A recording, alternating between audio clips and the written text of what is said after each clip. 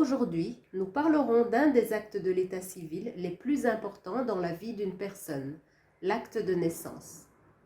L'acte de naissance est le document qui identifie notre enfant par son nom, sa filiation et son statut de citoyen qui lui permettra de jouir pleinement des droits et privilèges des citoyens burundais.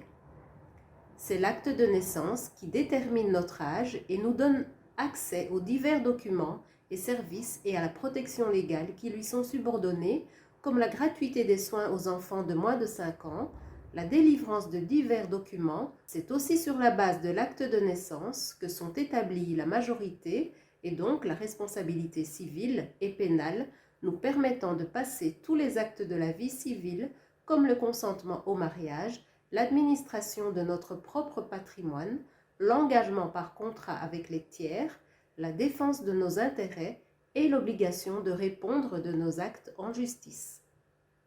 Le mouvement Inamahoro voudrait revenir sur 2 des effets de la déclaration de naissance auxquels les jeunes filles et les femmes devraient être particulièrement attentives parce qu'ils sont souvent source d'irrégularités et de conflits. Premièrement, l'acte de naissance établit la filiation de l'enfant avec sa mère, mais surtout avec son père. Si la filiation de l'enfant avec sa mère est généralement présumée, la présomption de la filiation d'un enfant avec son père ne l'est pas toujours. Elle doit être assumée par celui-ci ou avec son consentement lors de la déclaration de naissance. Les jeunes filles qui ont des enfants hors mariage devraient donc savoir que l'acte de naissance de l'enfant naturel ne doit mentionner que le nom de la mère, sauf si l'enfant est reconnu par son père naturel. Faire enregistrer un père qui n'a pas formellement reconnu son enfant est donc une fraude réprimée par la loi.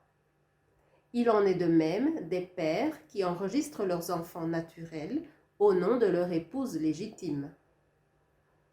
Deuxièmement, en établissant la filiation de l'enfant avec ses parents, l'acte de naissance légitime sa prétention à leur succession, une autre source de conflit, surtout lorsqu'il s'agit d'enfants naturels dont la déclaration de naissance est souvent découragée par la famille et les proches de la jeune fille, craignant sans raison par ailleurs que l'enfant naturel déclaré ne prétende à leur patrimoine.